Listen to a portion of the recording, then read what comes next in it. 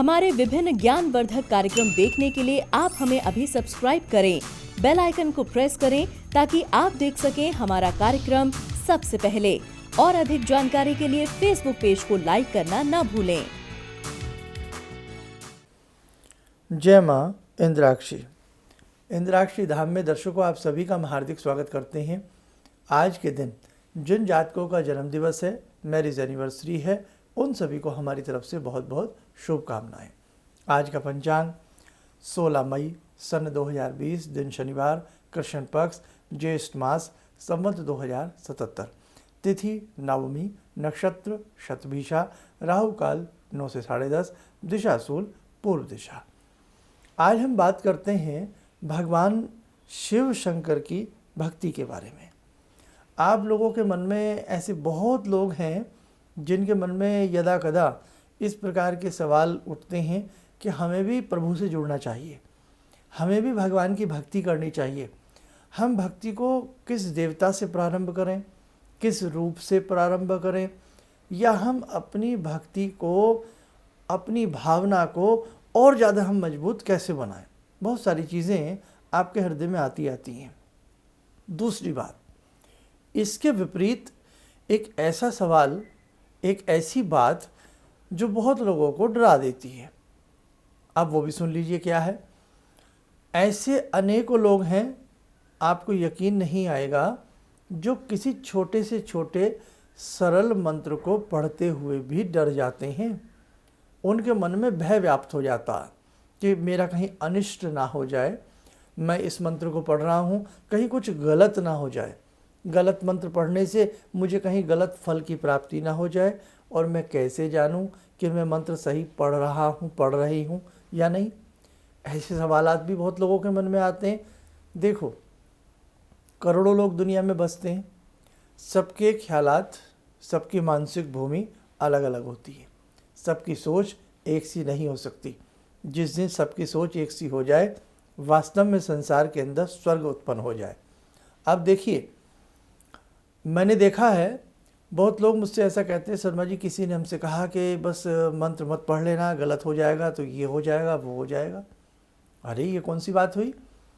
आज मैं अपने सभी ऐसे दर्शकों से ये कह देना चाहता हूँ, मेरे दर्शकों, ऐसी अनगढ़ बातों में कदापि न आएं। ऐसा नहीं होता। आप जब किसी देवी देवता की सौम्य साधना करते हैं, सौम्य इन द सेंस बिल्कुल सिंपल तरीके से साधना करते हैं, सरल साधना करते हैं, भोली सी भक्ति करते हैं, कभी कोई देवता कुपित नहीं होते, न देवी कुपित होती, न देवता कुपित होते।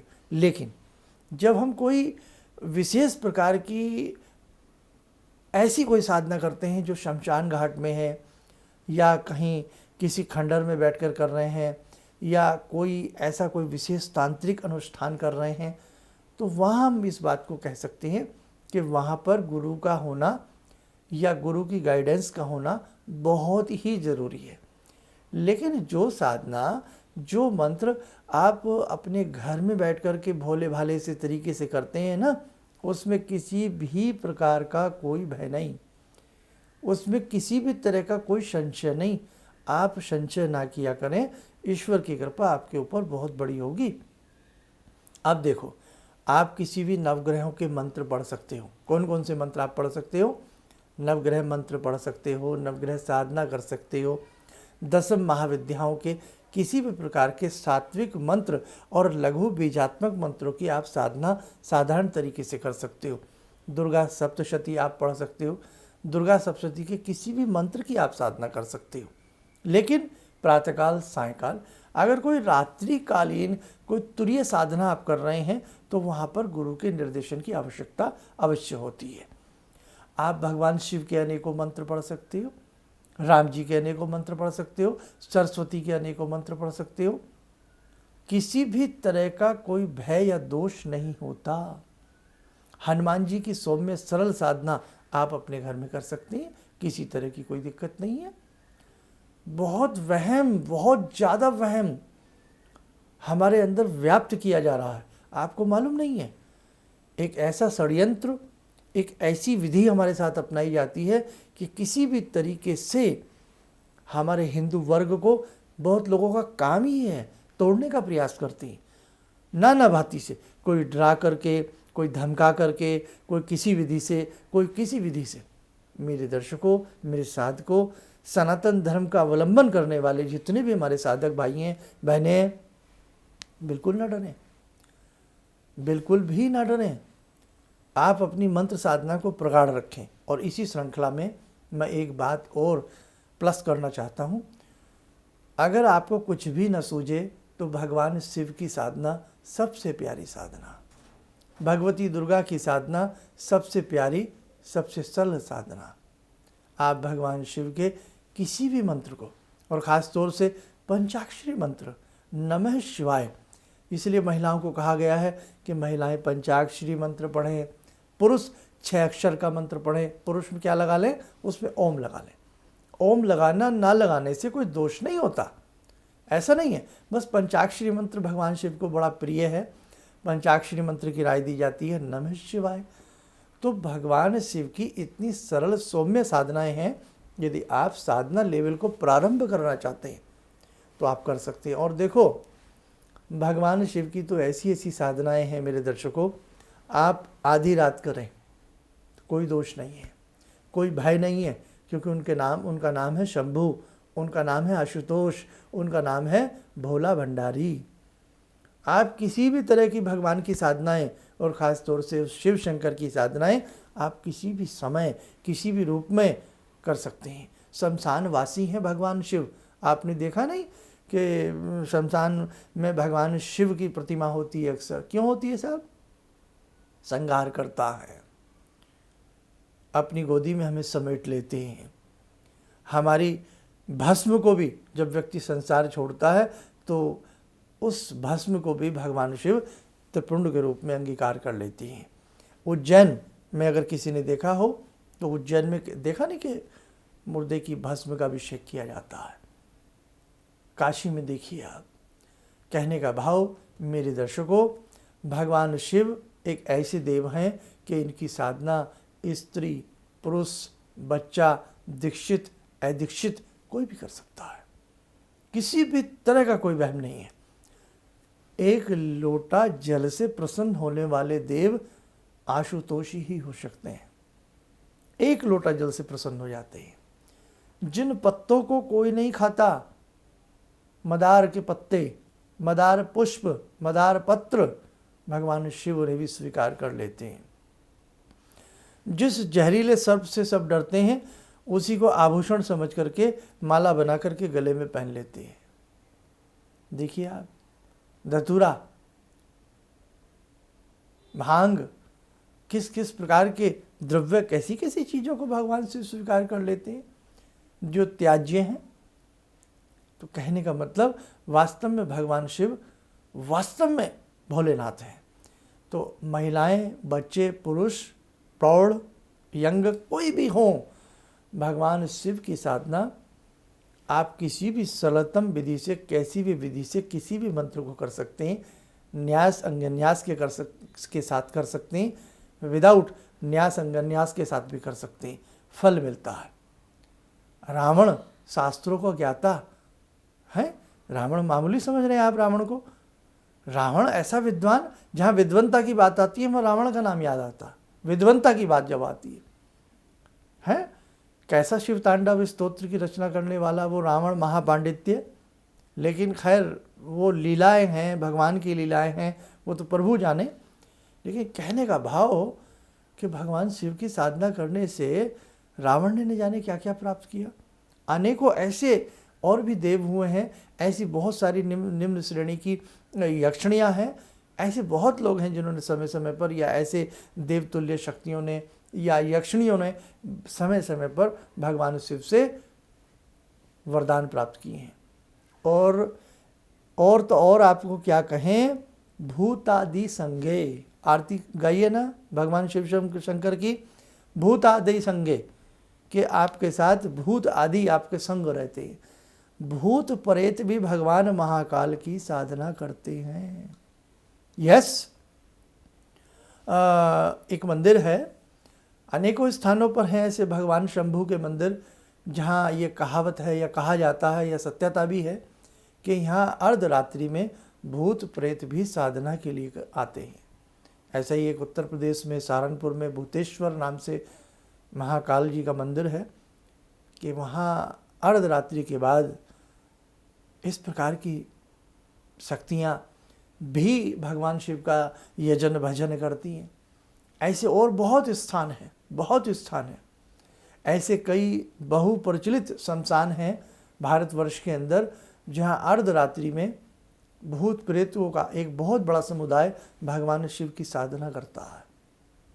अब आप कहेंगे साहब कैसी कैसी बात कर रहे हैं आप, क्या क्या ये वास्तविकताएं हैं। आप क्या समझ रहे हैं, जितना संसार हमने अपनी आंखों से देखा है संसार उतना है। दूरबीन उतना ही तो दिखा सकती है जितना आप देखोगे। दूरबीन को लद्दाख ले जाओ, लद्दाख देख लो। दूरबीन को कश्मीर ले जाओ, कश्मीर देख लो। दूरबीन सिर्फ वही देखेगी जो आप दिखाओगे। तो हमें जितना पता है, आपको जितना पता है, हमें उतना ही पता है ना।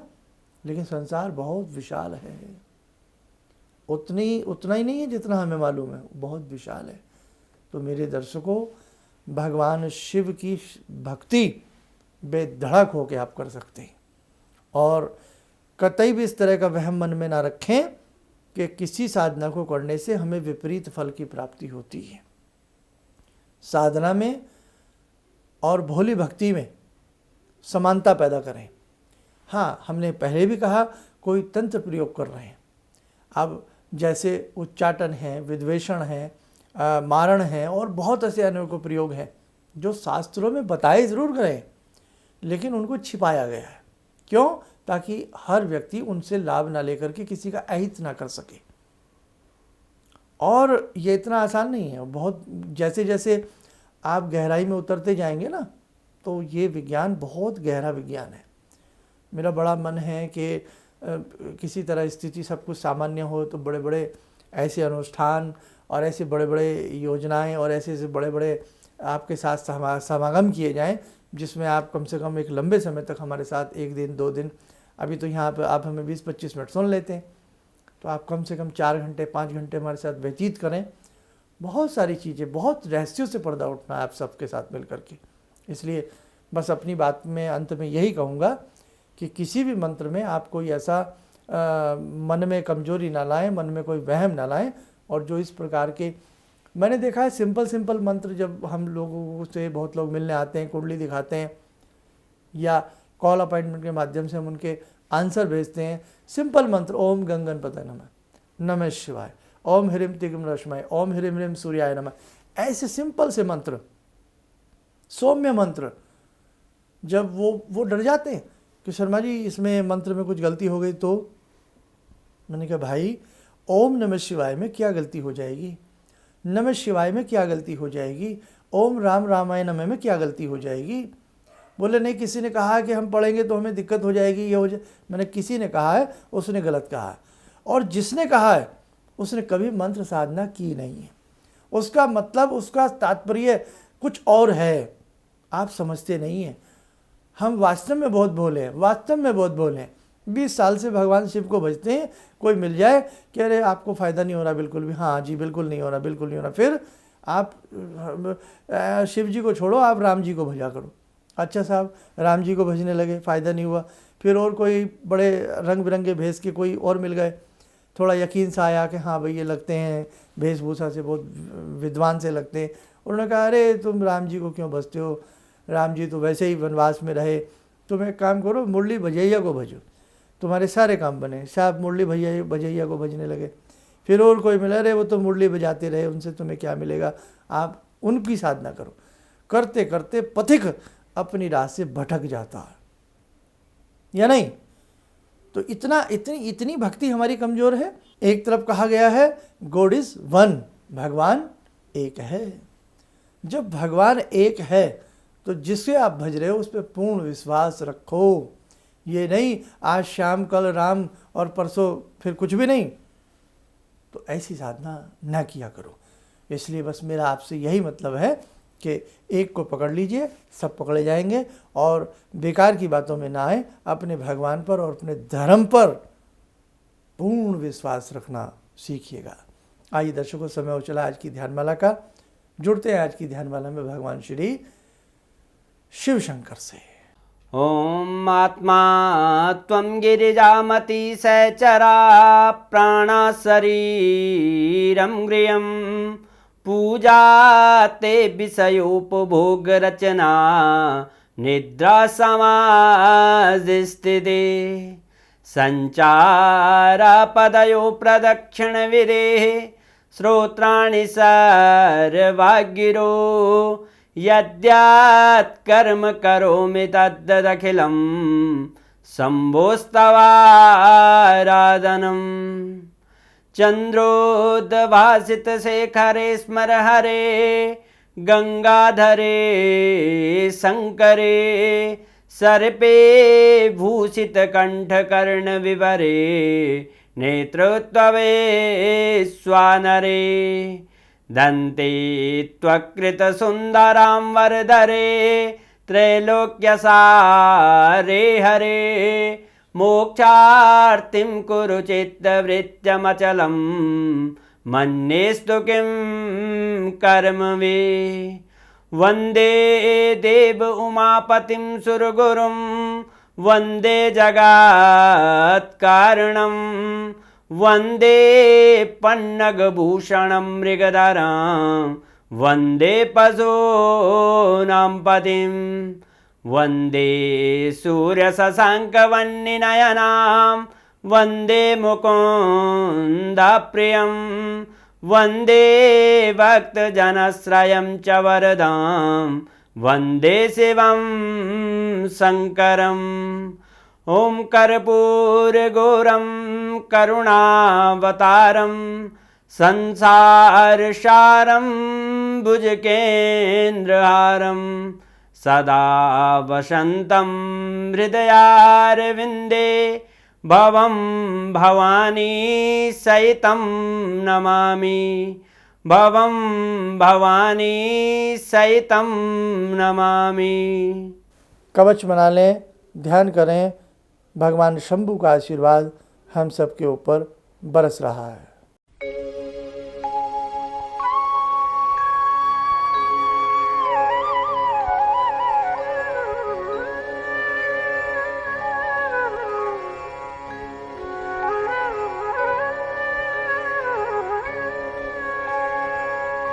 ओम बोलते हुए नेत्र खोलें, सामान्य हो जाएं। देखिएगा दर्शकों, हमारा आपसे एक बहुत गहरा रिश्ता है, एक बहुत गहरा प्रेम है। ये प्रेम हम समझ सकते हैं और आप समझ सकते हैं। जो हमारे बहुत पुराने दर्शक हैं, साधक हैं, ख़ास तौर से मैं तो आपको समझाने का प्रयास हमेशा करूँगा और करता रहूँगा। और मेरी बात यदि किसी को कोई चुभी हो या थोड़ा अच्छी ना लगी हो तो भाई देखो क्या कह सकता हूँ इस बारे में। हमें अपने धर्म के लिए बहुत कुछ करना है, बस मैं आपसे इतना ही कहूँगा।